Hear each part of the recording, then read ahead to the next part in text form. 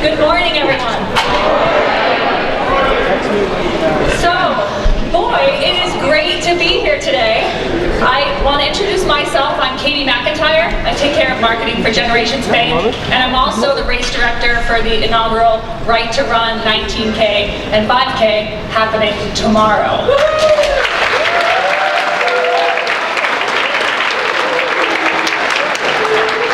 So we have 969 people signed up to run the race tomorrow. How great is that? I'm so excited for that, but really I'm especially excited for this morning's program. So over a year ago, we started planning for this event today. And for me as the organizer of the Right to Run series of events, it was so important for me that as many people as possible could meet Kathrine and hear her story. You never know what moment or which story will change someone's life, and I wanted all of you to be able to hear Kathrine's story for yourselves. So with that, welcome. At this time, I would like to introduce Bob McKevney, Superintendent of the Seneca Falls School District, and a great partner in planning today's event.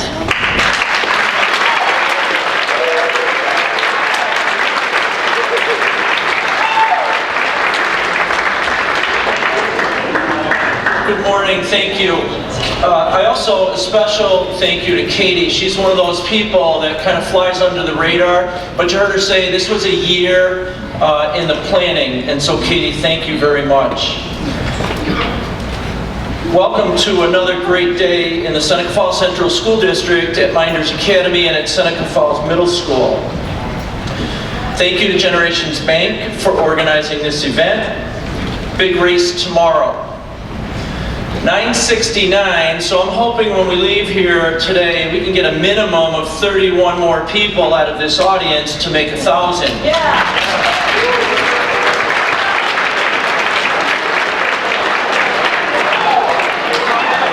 However, we're not going to stop there. So if you've not signed up to run or walk, you can see any of us afterwards to find out how to participate, and a number of us will help you with that tomorrow. And oh, by the way, there are a number of faculty, staff, administrators, the Finger Lakes superintendents and I are all going to participate tomorrow. You are welcome to join us, and we would be happy and proud to participate with you. So please consider it. It is a great community event. Welcome to our special guests this morning. Thank you for being with us, including our Seneca Falls Central School District Board of Education members and the 261 Fearless Leaders. And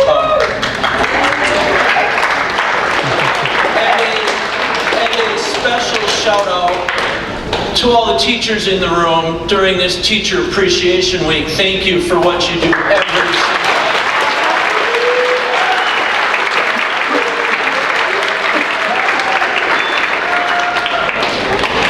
Seneca Falls Central School District is pleased to be a partner with this weekend's events.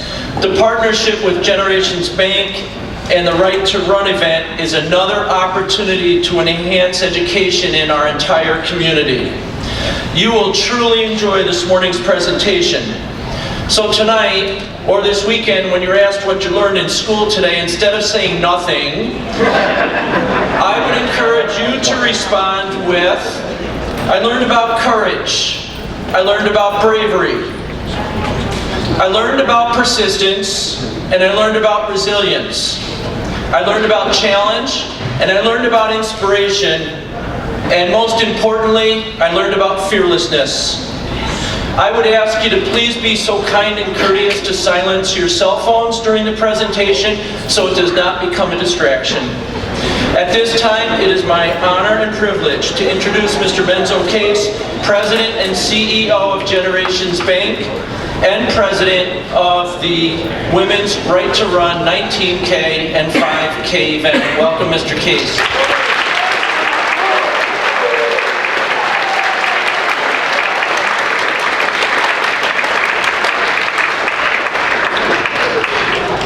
All right, I'm fired up for Seneca Falls. How about you?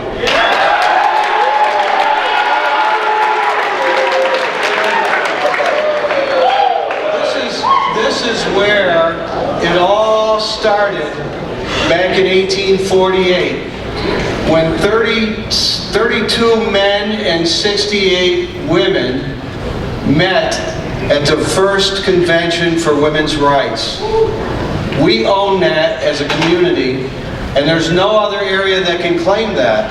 We started the march, and it's so exciting to be here and be a part of that. You know, in 1844, the Seneca knitting mill was built, and one of the young men that started that was a fellow by the name of Jacob Chamberlain.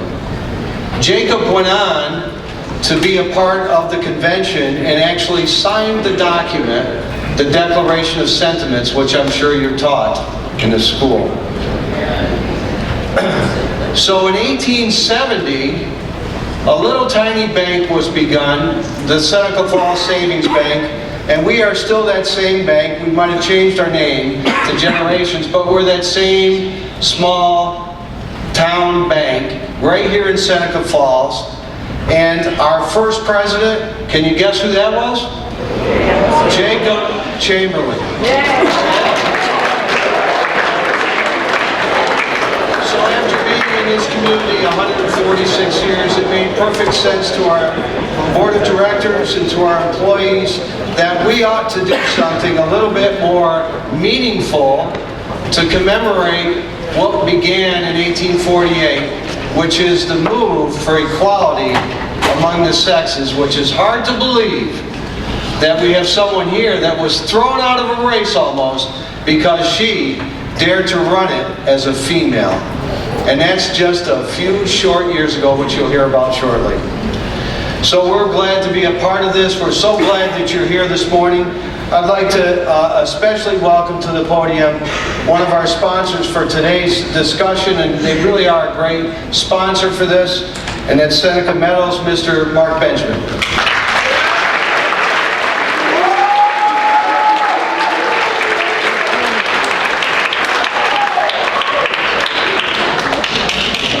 Thank you, Menzo. Thank you all for being here. On behalf of the women and men at Seneca Meadows, we are pleased to partner in this program, but we're not here to listen to me. So Menzo, please, would you do the honors and welcome Kathrine? Oh, I don't get that pleasure. We've got two young ladies right here in our midst from Mynderse Academy. I'm going to get your names right. Here we go. One of them I know. I actually know both of you by Haley Lang. She has the distinct pleasure of working with us at Generations as an intern, which is quite awesome, I must say. No one's going to give you a hand for that. I thought.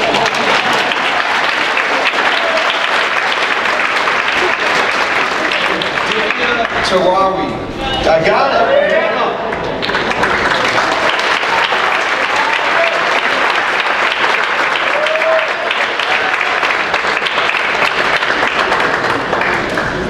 You get to speak. Good luck. Kathrine Switzer is many things: an athlete, author, spokeswoman, commentator, and advocate. She earned her bachelor's in journalism and English, as well as her master's from Syracuse University. But she will always be best known as the woman who in 1967 challenged the all-male tradition of the Boston Marathon and became the first woman to officially enter and run the event. Her entry garnered worldwide attention when a race official tried to forcibly remove her from the competition. This was captured in a photo that became one of Time Life's 100 photos that changed the world. Kathrine has run 39 marathons, won the 1974 New York City Marathon, and in 1975, her 2-hour and 51-minute marathon in Boston was ranked 6th in the world and 3rd in the US. She is still running today.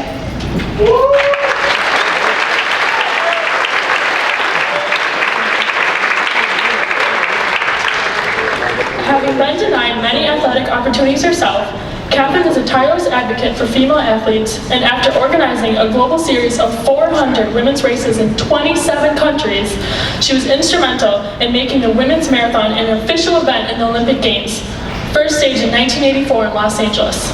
She has advocated for women's sports participation throughout the world and continues today with the creation of 261 Fearless Incorporation nonprofit, a global movement that empowers women through the vehicle of running. She has won several Emmys for her sports commentary. She has authored hundreds of articles and 3 books, and is frequently interviewed about her marathon experience and her focus on female athlete advocacy.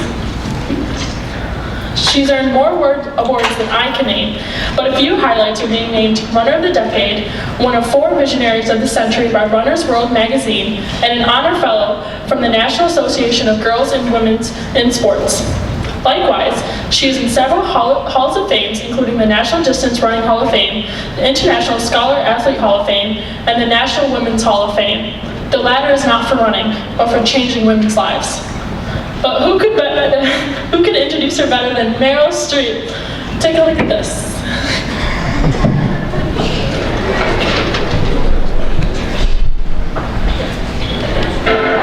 Of 601 starters braved chilly winds and a steady drizzle in the 71st Boston Marathon.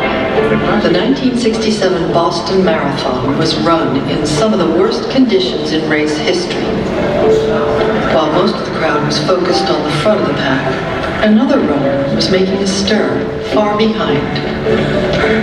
The idea of running long distance was always considered very questionable for women because, you know, an arduous activity would mean that you're going to get big legs and grow a mustache and hair on your chest and your uterus was going to fall out. In 1967, Kathrine Switzer was a junior at Syracuse University. Because Syracuse had no women's track team, she began training with the manager of the men's team, a part-time mailman named Arnie Briggs. It was Arnie who told me about the greatest day in his life every year, which was the Boston Marathon. And we were out running, and Arnie began telling me another Boston Marathon story. And I said, oh, Arnie, let's just quit talking about the darn marathon and run it. And my dream then became to prove that I could run 26 miles, 385 yards. For 70 years, the Boston Marathon had excluded women. But Switzer entered using just her initials. We walked to the start, and the gun went off, and down the street we went. So there we were, Arnie Briggs, the 50-year-old mailman, and me, the 20-year-old college student, and my boyfriend Tom Miller, the ex-All-American football player. When other runners would come by, they would say, oh, it's a girl! And they were so excited. And all of a sudden, the press truck is in front of us, and they're taking, pictures of us. On this truck was the race director, the feisty guy by the name of Jock Semple. He just stopped the bus, jumped on, and ran after me. And he just grabbed me and screamed at me, get the hell out of my race and give me those numbers. He had the fiercest face of any guy I'd ever seen. And all of a sudden, Big Tom, my boyfriend, came with a streak and gave Jock the most incredible crossbody block and sent Jock flying right through the air and landed on the curb. And all of this happened in front of the press truck. Journalists got very aggressive. What are you trying to prove? Are you a suffragette? Are you a crusader? Whatever that is, And I said, what? I'm just trying to run. Then it got very quiet. Snow's coming down. Nobody's saying anything. And I turned to Arnie and I said, Arnie, I'm going to finish this race on my hands and my knees if I have to. If I don't finish this race, then everybody's going to believe women can't do it. I've got to finish this race. I finished that race in 4 hours, 20 minutes. It wasn't until we stopped on the thruway to get an ice cream and some coffee that we see the newspapers and the coverage front and back of all different editions with pictures. I realized that now this was very, very important, and this was going to change my life, and it was probably going to change women's sports. There is an expression in a marathon that you do go through sort of a lifetime of experience. And I often say that I started the Boston Marathon as a girl, and I finished the Boston Marathon as a grown woman.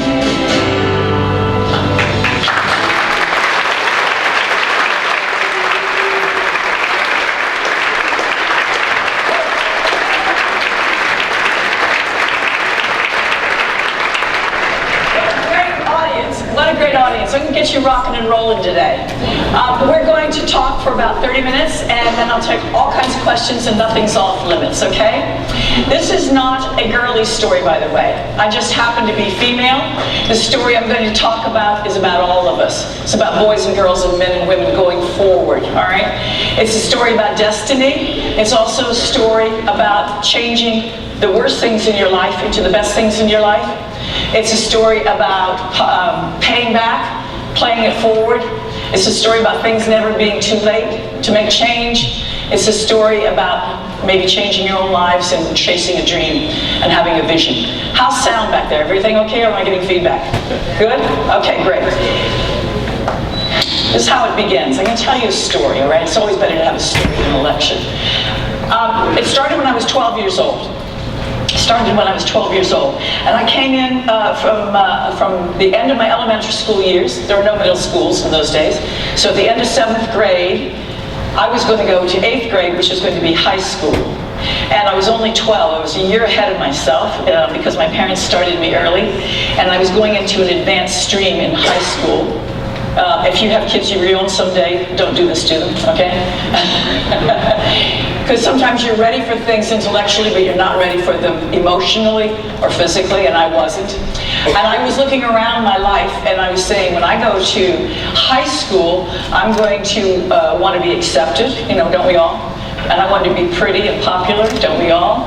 And I want to date the captain of the football team, don't we all? And maybe we don't, actually. So I said to my dad, and I'm not putting anybody down who is cheerleader, because cheerleaders are different now than they were then. But I said to my dad, I want to be a cheerleader when I get to high school. I'm going to try out for cheerleading squad, because you know that meant that you were pretty popular. You got to date the captain of the football team, and without missing a beat. And you got to understand, I was 12 years old. I was a really prepubescent kid. I was a very slow mature, and without missing a beat, my father, who was otherwise very, very conservative, said, "You don't want to be a high school cheerleader. Cheerleaders cheer for other people. You want people to cheer for you." What a concept, right? And I said, "What?" And he said, "No, the game is on the field. Life is to participate, honey, not to spectate." And he said, "Your team has something called, your school has something called a field hockey team. It's brand new." It was actually very new, I mean, very progressive. And he said, "You should go out and try out for that field hockey team." And I said, "But Dad, I can't do it." "You probably have done this to your parents all your life. I can't do it, I can't do it." "But you know what?" He said, "Yes, you can." He said, I know you've never had a stick in your hand, but you can learn those skills. What you really need to do is run a mile a day, and you're going to get in shape to make that field hockey team." I said, "A mile a day? Oh, Dad," I'm blind again. "I can't do that, I can't do that. That's like climbing Kilimanjaro, Dad." And he said, "No, it's not. A mile is really easy. We'll measure off the yard. It's only 7 laps, and I know you can do it right now. It's not about going fast," he said. "It's just about doing it, just about finishing it." So he said, "I bet you could do it right now." And we went out, and I jogged very slowly, and I did do this mile. Wow, I felt like king of the hill, I'm not kidding you. And he said, "Listen, you just do that every day, and by the autumn, you'll be the best player on the team." So I started running this mile every day. And it was a Washington, D.C. summer. And I don't know if you guys, any of you from that area or been there in the summer. It's like living in a swamp, I'm not kidding. It's worse than Louisiana. And I ran every day, and I learned my first great life lesson, which was, some days are easy, and other days are utterly impossible, and there is no rhyme or reason for this. Okay? And that's what happens in life to you. Trust me. Some days for some reason are great and other days are terrible, and there's no reason for this, all right?